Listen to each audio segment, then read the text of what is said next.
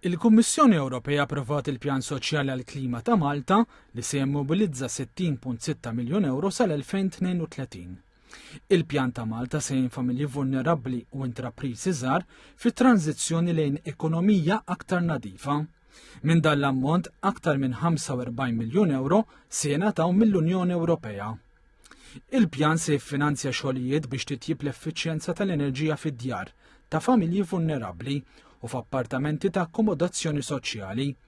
Il-miżuri se jinkludi l-insulazzjoni tas-soqfa u l-installazzjoni ta' sistemi ta' enerġija li tiġġedded fosthom solar water heaters bil-heat pump u pannelli fotovoltaiċi, batteriji għal ħażna tal-enerġija.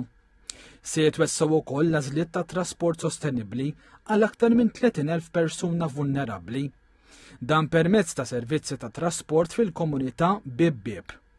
Il-pjan se jgħin ukoll l-intrapriżi vulnerabbli foqsma li jistrieħu fuq it-trasport biex ikollhom aċċess għal vetturi elettriċi bi prezz affordabbli u l-infrastruttura li permezz tagħha dawn il-vetturi ikunu jistgħu jiġu ċċarġjati. Il-miżuri se jitwettqu bejn l-2026 u l-2032 u huma maħsuba biex jindirizzaw il-faqar enerġetiku u mistennija jnaqsu l-emissjonijiet tal-gassijiet serra b'3500 tunnellata ta' CO2. Il-finanzjament ġej mill-Fond Soċjali għall-Klima li juża dħul mis-sistema ġdida tal-Unjoni Ewropea għall-iskambju tal-emissjonijiet għall-bini, it-trasport u setturi oħra.